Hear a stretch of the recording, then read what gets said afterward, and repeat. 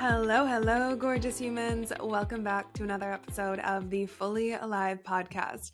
My name is Stephanie Elsperman, and on this episode, we are diving into an entire behind the scenes look at imposter syndrome.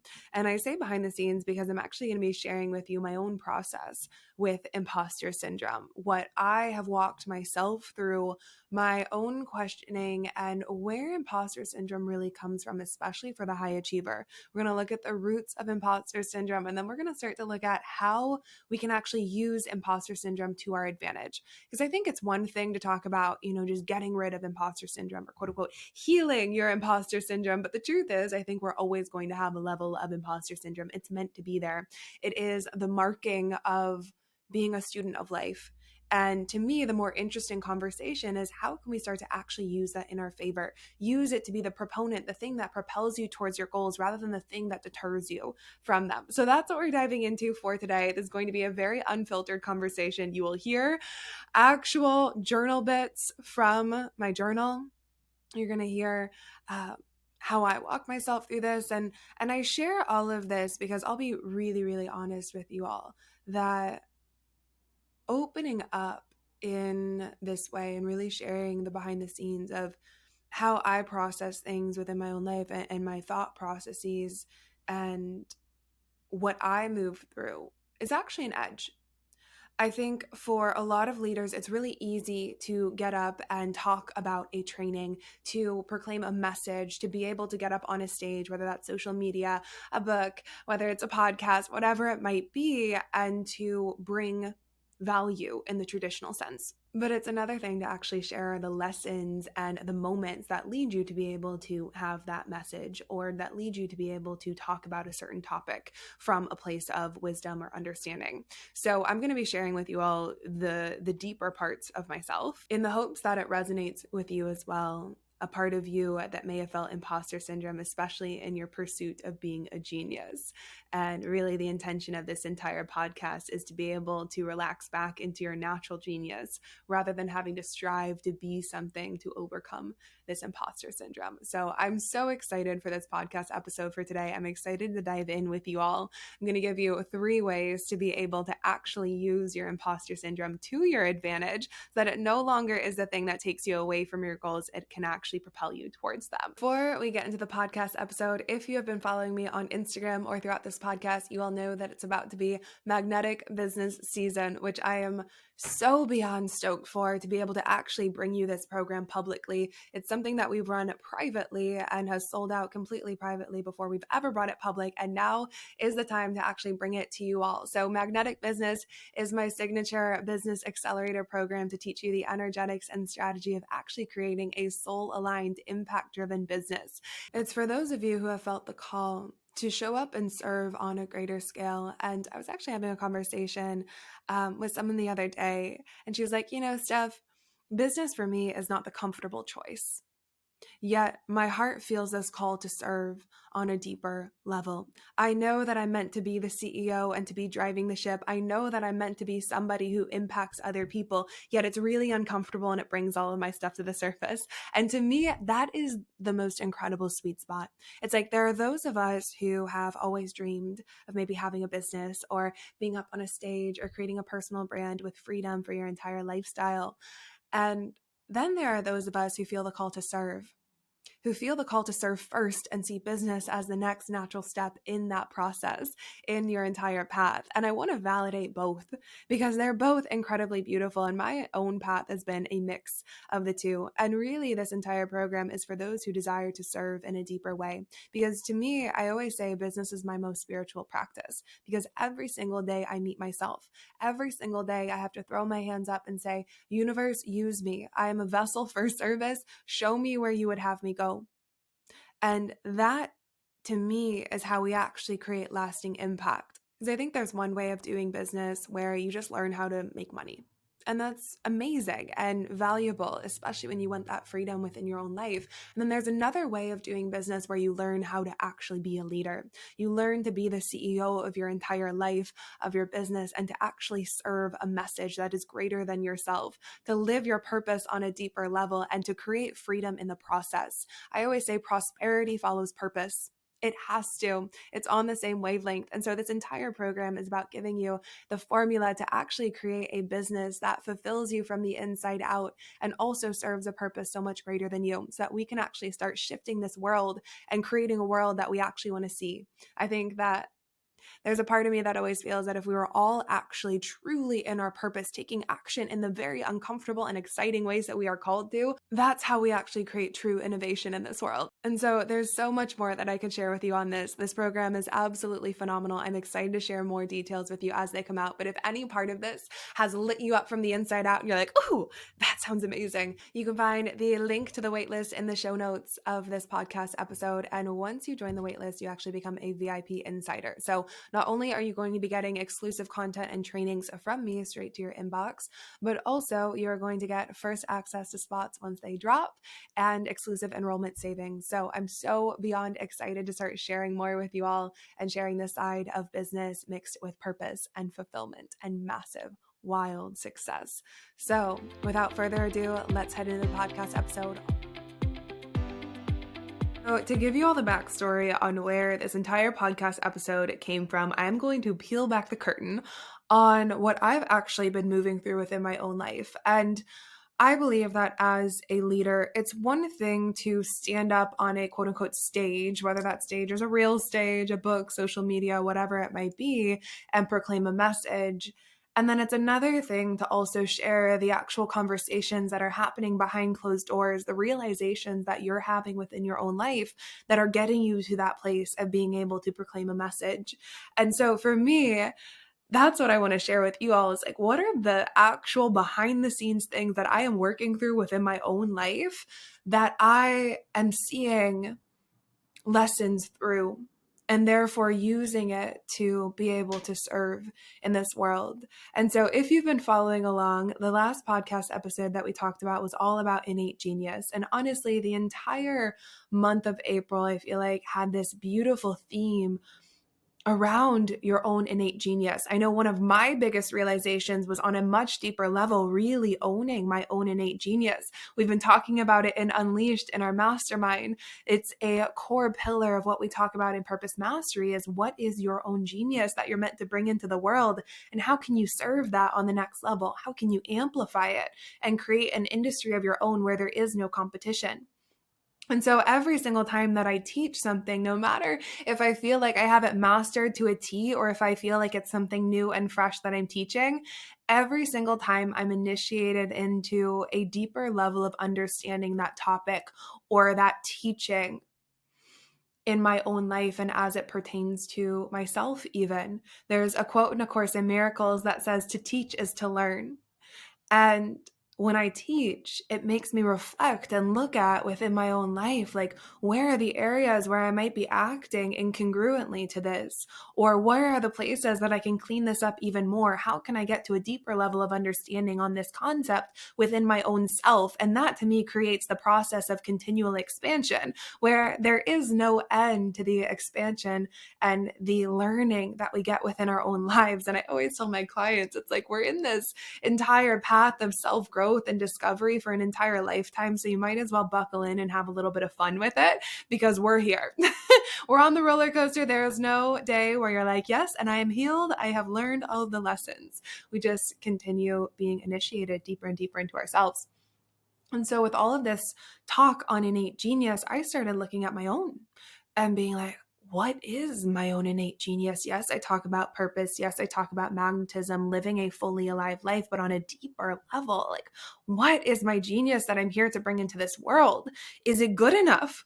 Like, what I have and what I think that my genius is that actually good enough? And I think that, for me, one thing that I will always pride myself on is being in rooms with people who inspire me.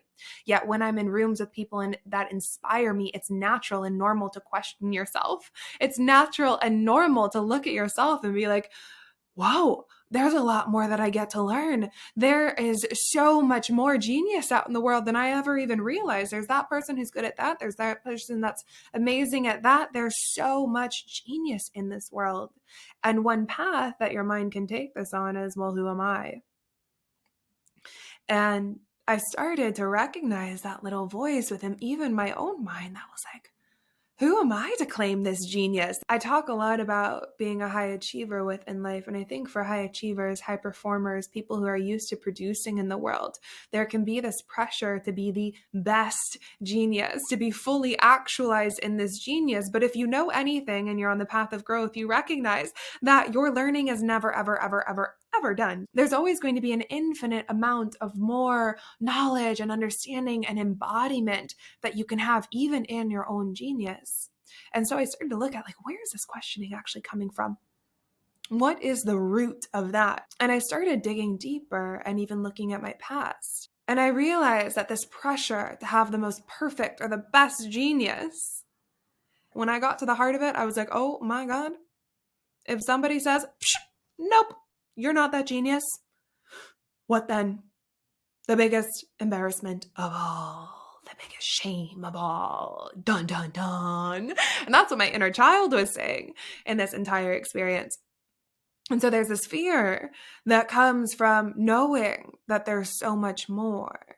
And that in and of itself is imposter syndrome of, what if I claim this genius and then somebody takes that crown from me and says, no, you're not. You're not worthy of claiming that genius. You haven't learned X, Y, and Z. There are 500 more levels to learn in that realm before you can claim that genius. No, you're not. What would happen then? And I realized, as I looked even deeper into that, is like, well, what if claiming a seat at the table, let's say, and really claiming this genius and claiming that I am one to change the world, I am one to be great, I am one to lead others, was less about how much you know and more about how courageous you can be.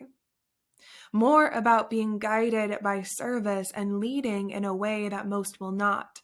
More about being a continuous student of life and being brave in the pursuit of knowledge and understanding and embodiment than knowing it all. To me, that resonates so much deeper. And to my inner child, she was like, oh yes, that's something we can get behind. We can get behind being courageous. We can get behind living our life in a way that we're very proud of. That to me is genius. And so the deeper I went, I was like, okay, so what's my issue? What's the issue with adopting this? Now you're starting to see, like, the thought process in my own minds. I'm literally taking you through my journal entries. There's a purpose to this entire thing. So I was like, okay, so what was my issue with actually adopting this?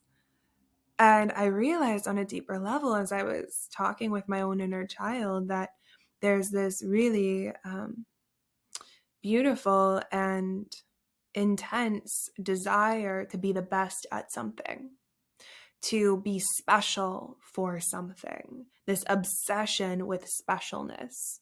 That if we're special at something and we're the best at something and we know everything about something, or we're the most embodied or the most perfect or the most liked, then we're special. And if we're special, then we can get all of the love in the world that we feel like we need. And so throughout my own childhood, to peel back the curtain and get really real with you, I found that if I was either the best and excelling at something, or on the flip side, if I was absolutely falling apart and needed somebody to help me because I was overwhelmed or I couldn't do it or I was sick or I was a victim, then that was how I gained love and attention. Truly, it's attention that most children will perceive as love.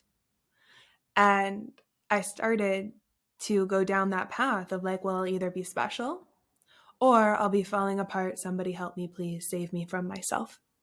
And what that started to do was create this roller coaster of emotions where it's like we're either striving to be the absolute best, most incredible, most perfect at something, or we're falling apart and we need somebody to come save us from ourselves. And that feels really intense. Right? So I am the one that saves everything, or somebody come save me. And looking at this roller coaster of emotions from my adult lens, it makes absolutely no sense. I'm like, inner child, what were we doing there? What's going on?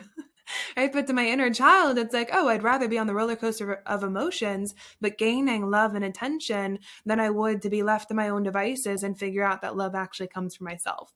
And so as I went deeper into this, I started to ask myself, well, what does Source think? What does the universe think? What does God think? What does life think? And when I zoomed out, I realized, well, Source knows that we're all one. We all come from the same stuff. Whether you call it energy, whether you call it love, unity consciousness, whatever it might be, we all come from the same stuff. So, in fact, we're actually not that special. We're incredibly special, but not special. What?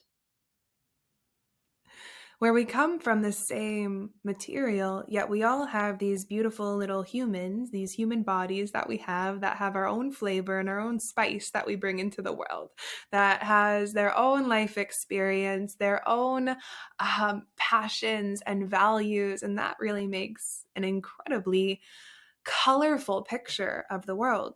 Yet we all still come from the same stuff. We're all actually very similar, much more similar than we believe. And even if you don't want to look at this from a spiritual lens, you start to recognize it's like we all typically want the same thing. We want connection, we want freedom, we want love. Human beings are so much more similar than we ever give ourselves credit for. Yet we don't want to be ordinary.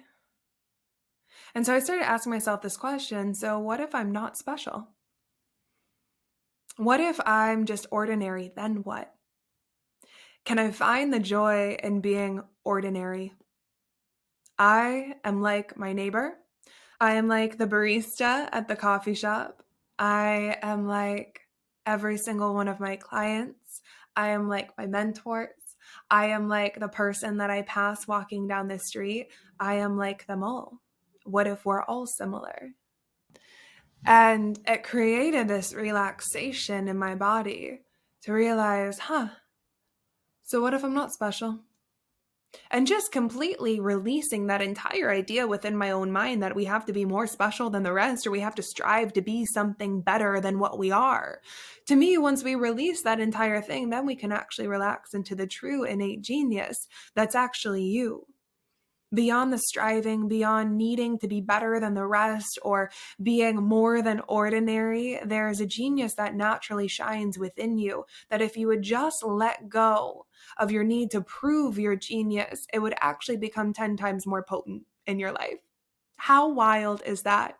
And so this brings me even into the first way to actually be able to use imposter syndrome to your advantage in your life and make it something that actually helps you, is to find the power in your ordinary to be able to unlock the extraordinary.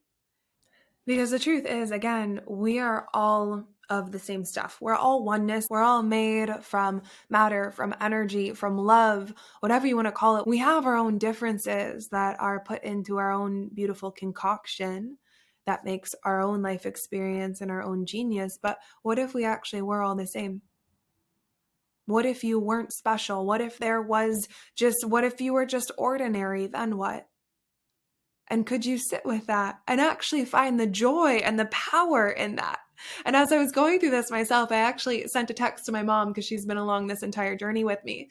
And I told her, I said, I'm going to practice being ordinary today, realizing that there's actually nothing special about me. What if I were to walk into my coffee shop feeling absolutely ordinary? What if I were to get dressed for the day feeling absolutely ordinary? What if I were to go into my work and feel absolutely ordinary? What would it open up? And I say that not because you're not special. I promise you, you are special. You have a genius and a magnificence to you that's absolutely incredible. We'll talk about that in other podcasts. But for right now, hang with me, where it's like when you're ordinary, there is no need to prove who you are. You just get to show up and serve. You get to show up and be all of yourself, the actual natural essence of yourself, not who you were taught to be or who you feel like you should be in order to gain respect or validation or celebration. You just get to be you. Could you find the power in actually being ordinary? As wild as that sounds, how could you find the joy and the power in that?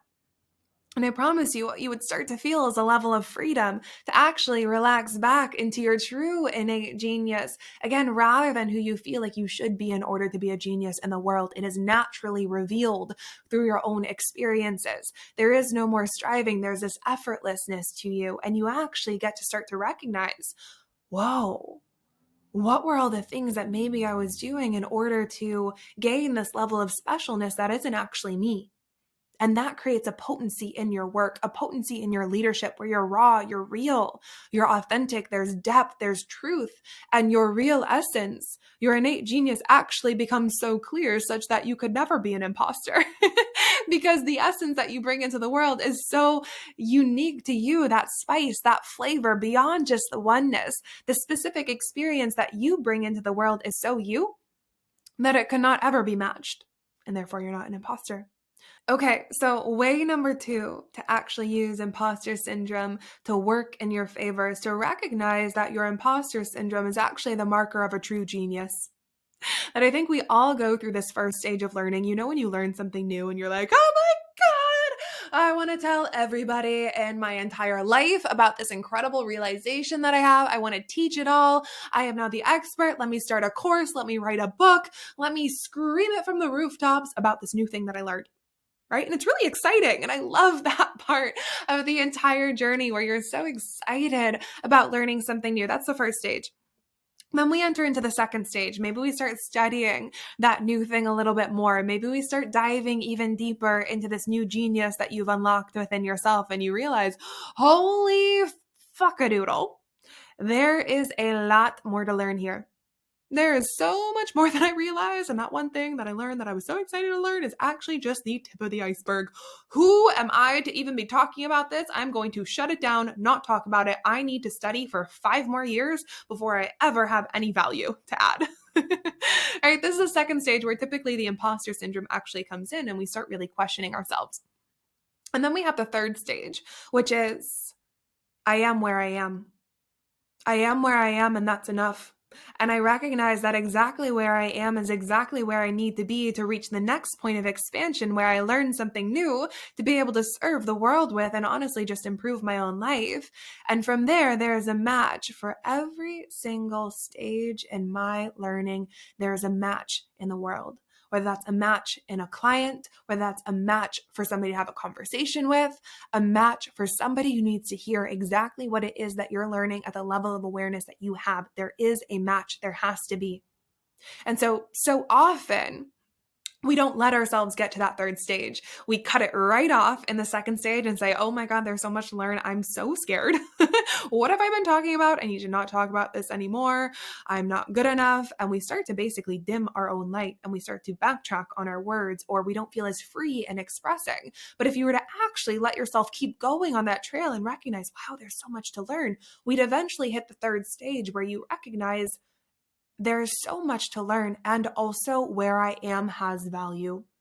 Where I am is a match for where somebody else is as well, and together we rise, right? That is the power. And so I even look back in my own business and I look back at what I was teaching even when I first started and how I was teaching it. And looking back, it's like, oh, well, I'd probably explain these concepts in a much different way, but that was perfect at the time because that was a match for the people that needed to hear it in that specific way, in that specific format. And as I evolve, the messaging evolves and we all get to evolve together. How beautiful is that? And we get to talk to different people. And we get to bring in these new experiences, right? So when you realize there is so much to learn, you actually have a choice. When you hit that moment where you're like, oh my God, there's more here than I thought, you get to make it mean something. And you either get to make it mean that, therefore, this means that I am not enough, and you let it derail you because there is more. And so you're never enough. And hint, hint, there will always be more. There's infinite amounts of knowledge that you can understand, infinite amounts of embodiment. It's like even the people that you look up to as teachers are always, always, always learning. That's the point. If we stop learning, we die. To me, it's like I want to be on the leading edge of my growth for my entire life. And so if I ever make it mean that there's more to learn in this life, mean that I'm wrong, I'm going to feel wrong my entire life because there will always be more. So the second choice that we have for what we get to make it mean is that we allow imposter syndrome to be the marker of being a student of life. And those who know that they are a student of life and that there are infinite amounts to learn, those are the true geniuses. Because They can actually focus on serving at this specific level. They no longer stop themselves and say, oh, but when I know more, then I'll be able to serve. Or when I feel perfect in my genius, then I'll be able to serve. When I really have a skill set that's so robust that I've studied for years and years and years, then I'll be able to serve. This is where you see people have so many different degrees, but not actually create work and change in the world because they feel like they have to continually learn more. What if you could serve from exactly where you are right now, and that would create an impact? And as you learn, you serve. And as you learn, you serve. And as you learn, you serve. And you create this upward spiral of expansion for yourself and everybody else who you get to bring along with you. That's a beautiful thing. And so, what if you never actually became emboldened by your genius? What if you always had this little voice on your shoulder that said, oh, maybe that's not enough. There's actually more to learn. What are you going to do with it? And that to me is a much more empowering question, is to say, when I hear that voice, what am I going to do? Am I going to give in to it and say, yeah, you're right. We should just stop learning. We're not good enough, right? That's what the ego wants you to do because it basically wants you to stay the same. It will do anything to keep you in the same identity because the ego doesn't want to shift, right? It's a lot of work, especially to the brain. It's a lot of work to actually shift the identity. But once you do, you unlock an entire level of freedom. Or will you take that voice that says, hey, there's a lot more to learn and say, I'm game. Let's freaking go. Let's do it. I know there's a lot more to learn. I'm going to serve as I do it.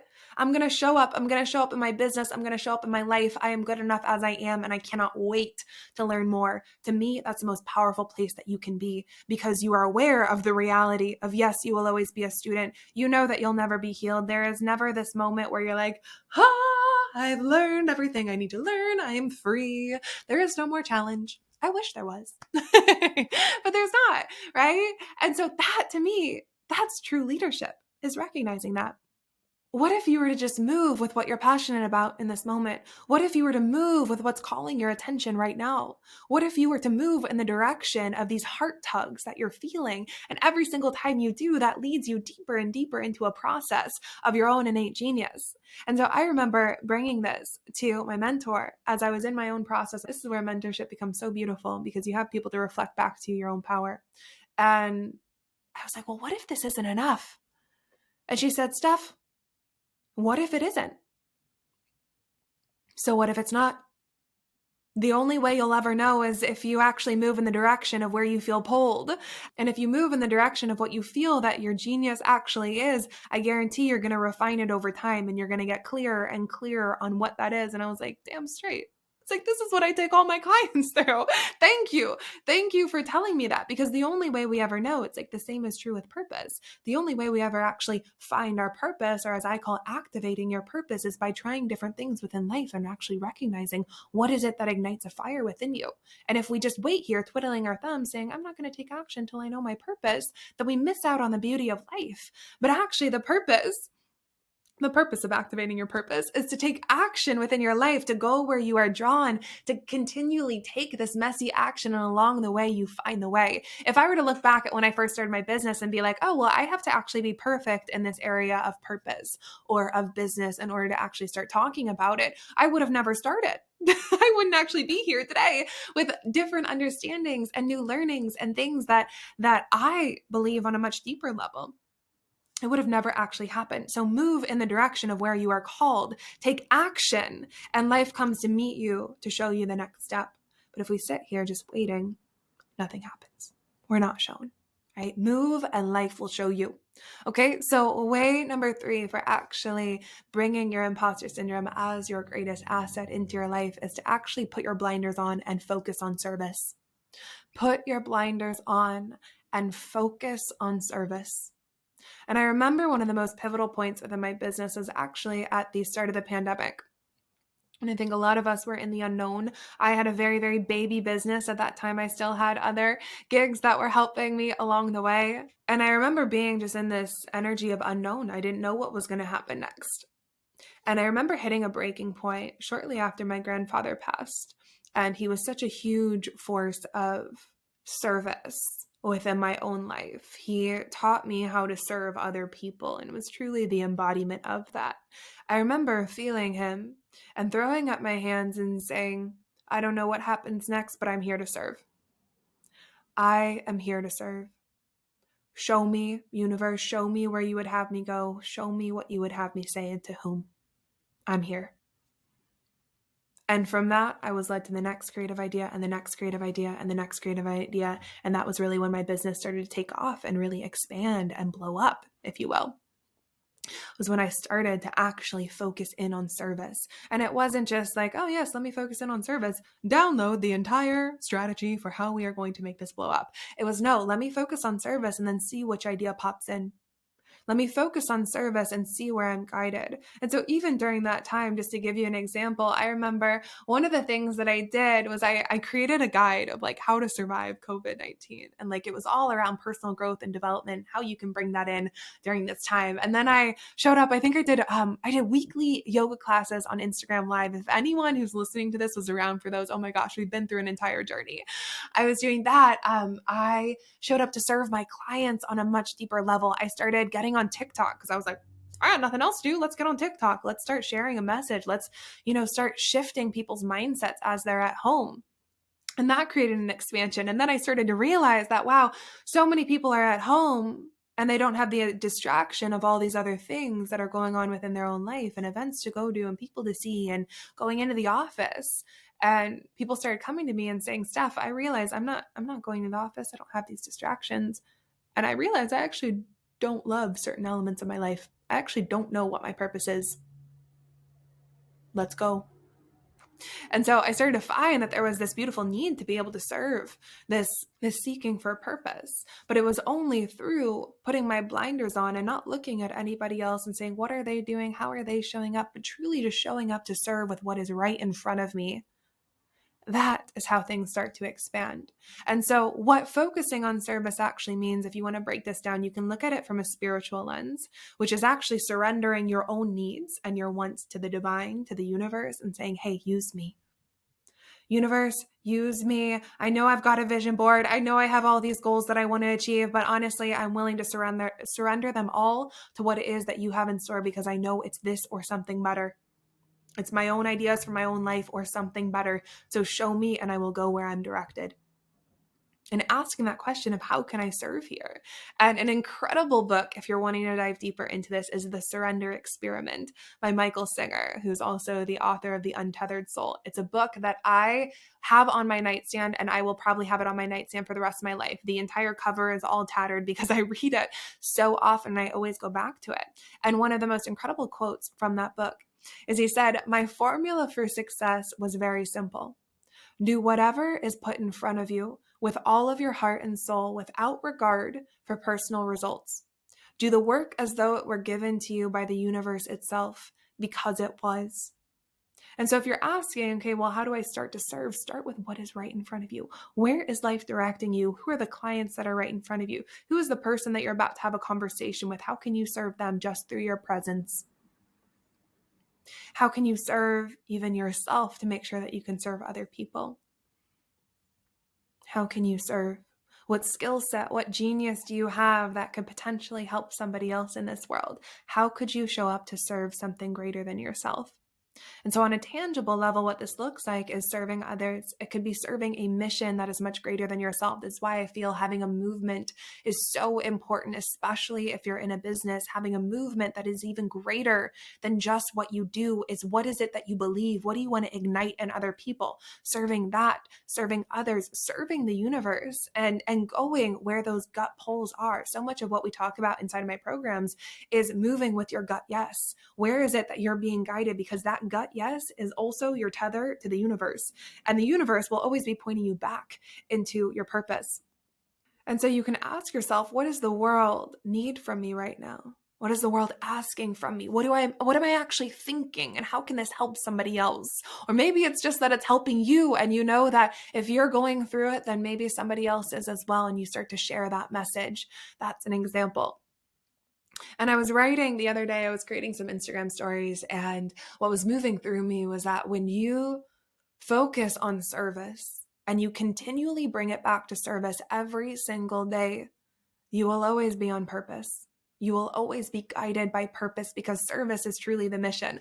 I always break it down on the overarching level of why are we here on this earth is three main reasons: to love, to love ourselves and to love one another, to serve, to be able to serve something greater than ourselves, to serve other human beings, to add our own genius into the world, and to grow, to continually be on the leading edge of our own evolution and learning things about ourselves and asking, what is here for me?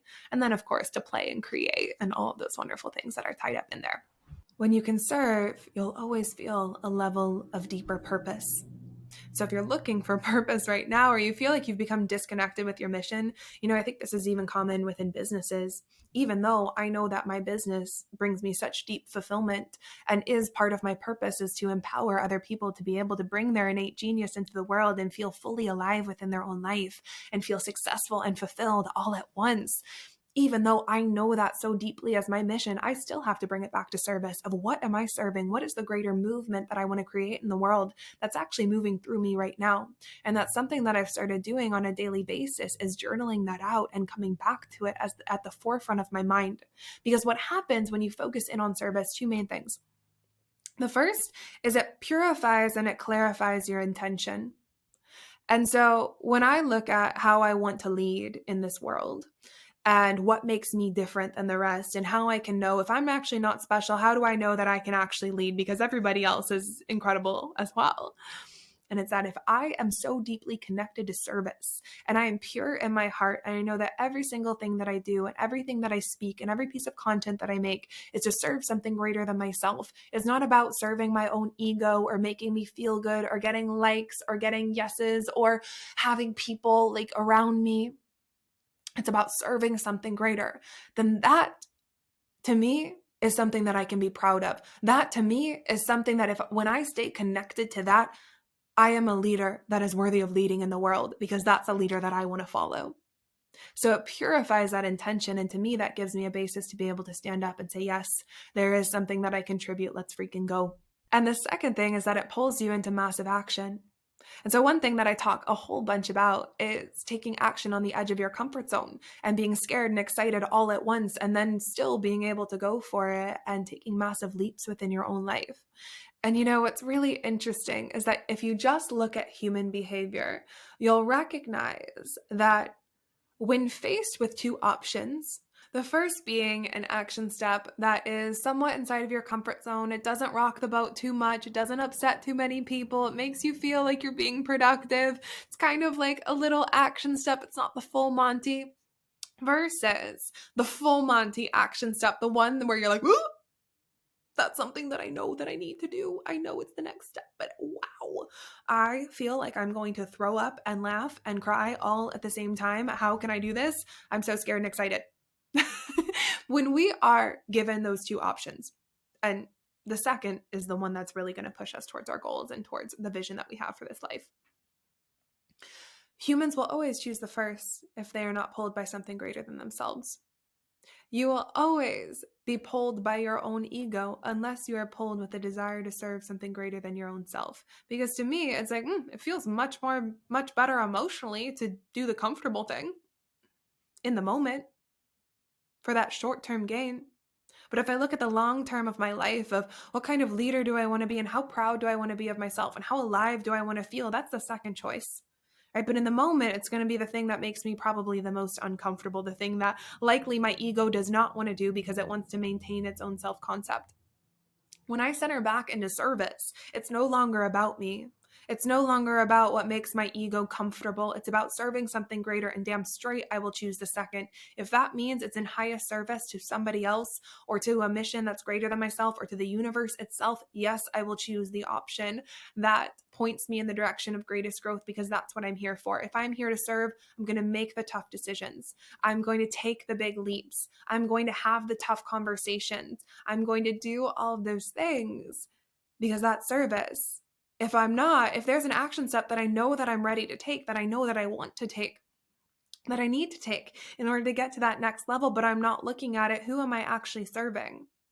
I'm serving myself and my own ego rather than something greater. Because if I take that step, that means that I have a lesson to learn. I have a story to tell. I have something to share. I hold somebody else to their highest standard, whatever it might be. That is of service. Not playing it small to just soothe my own ego. When I look at what is it that I'm here to serve, I'm going to do everything in my power to be able to actually be the one who serves that. So let's freaking go. And so there are two questions that I invite you to ask yourself.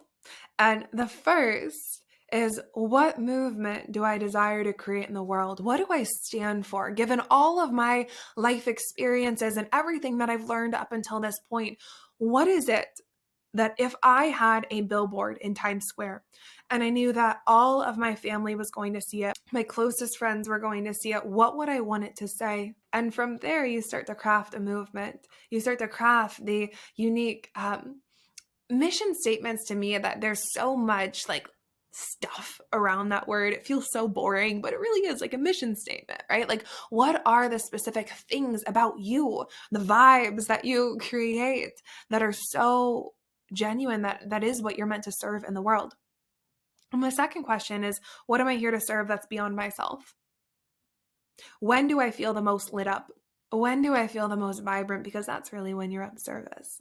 And I remember as I was going through eating disorder recovery, and I was having this whole block around loving myself. I was like, how do I love my body? Like, I don't know. I've never done that. It's never been modeled to me. Is this something that people just talk about, or is this something that I can actually achieve? I don't know, but I wasn't getting it. And I was like, I still don't feel like I can love myself, X amount of years into recovery. And I kept coming up against that. And then I remember one day, this was when I had a really wonderful small group called Soul Circle in St. Louis, Missouri, where I gathered empathic humans from around the area. And I was leading these basically small group discussions on these different spiritual and personal growth topics. And I remember feeling so ignited after one of those sessions that it was the first time I remember it so distinctly, where I was, what I was wearing. I remember looking at myself in the mirror and actually feeling like I could love myself and love my body, because I was like, that is the vessel for service. Oh my gosh, I love this because I love what we stand for. And you just did the most incredible work. And yes, my palms were sweating as I gave the talk. And yes, I was so scared to even be in front of 5 different people and have this beautiful small group discussion. That was scary at that time. But I was so proud on the other side, because I knew that that was in alignment with exactly what I stood for. And in that moment, I could actually love myself. Because it was no longer about me. It was no longer about needing to have the perfect body that I could love. It was no longer about me needing to look a certain way or show up in a certain way. It was about serving something greater. Universe, make me a vessel for something greater. And in that moment, everything shifted. And that was when I said, I don't care what I have to do, but this feeling feels so freaking good. I will be a vessel for whatever it is that's moving through me. And so those goals and those visions that you have that are moving through you are not in you for no reason. They were given to you because they are for you. And if it keeps coming up time and time again, you better believe that that is part of the thing that you're meant to serve in this world. Even if it's not the end goal, it's the very next thing that you're meant to serve. And by you shying away from it and saying, oh no, that brings up a lot, I'm a little bit scared. What if I'm not ready? What if I fall flat on my face? What if I fail? What if I'm not good enough? What if this needs to take 5 years? By you saying that, who are you actually serving? You're serving your own ego rather than something greater than you, rather than the people who need to hear that mission from you, who need to be impacted by your service to the world, that need to be impacted by your products that you put out, whatever it might be. There are people that are a match for exactly what is moving through you. And by shying away to soothe your own ego, what are you actually serving? And so I invite you, whatever it is that you feel in your life that you've been holding yourself back from because you feel like you're not good enough yet, or you don't know enough yet, or maybe you thought you knew a lot and you're like, oh my gosh, I'm being, initiated into a deeper level of myself. Whatever it is that you're shying away from, I want you to take one action step today towards actually bringing that out in the world and stepping up and truly being of service. Sharing your message, posting the Instagram story, taking an action step on your business, having the conversation at work, having the conversation with a loved one, whatever it might be, whatever it is that you are feeling called to right now that you haven't wanted to look at because it's been a little bit uncomfortable. Could you look at that, not from the lens of what does this do for me, but how does this impact others and the message that I'm here to serve? Capiche? Kaposh. All right, loves. This has been such a beautiful episode for today. That's what I'm going to leave you with. I am so excited to see what it is that you create in the world. Go out, be your absolute genius. There is a genius that comes from your relaxation into service, from your relaxation into being ordinary and being ordinarily magnificent, truly. And again, this is not to say that there's not something genius about you. There's still something genius, is what I love to uncover within people, is to see what are your life experiences? What is it that you can combine in your life to bring out into the world and serve on a deeper level? But that only comes through when we release striving to be the best genius, to be the one who knows the most, or that we feel that we must be in order to actually have genius, and to recognize that it is already you, that you are already given your genius. And in you celebrating the ordinary within yourself, you actually can see yourself in others, and therefore you can see the genius in others as well, and claim a seat at the table of your greatness. All right, my loves, that is the podcast episode that I have for you all today. I hope that something dropped in for you, resonated with you, and gave you a different perspective shift on imposter syndrome, so that you can start using it to your advantage and to actually claim a seat at the table of your greatness. If something dropped in, go ahead and send me a message on Instagram at Stephanie Elsperman. Send me a DM. I know, as wild as it is to actually talk to people on Instagram, I love receiving your messages. And go ahead and screenshot this episode, share it to your Instagram stories. Make sure to tag me so that I can share it as well. Or if somebody pops up in your mind who you think might resonate with this podcast episode, go ahead, copy the link to it, send them a text, say, hey, I was thinking about you and I think that this might resonate, or whatever it is that comes to your mind, because truly it means so much to start to get this message out and to really start to shift people's perspective on a massive level. So I can't wait to see you on the next podcast episode. Sending you all the love. Mwah!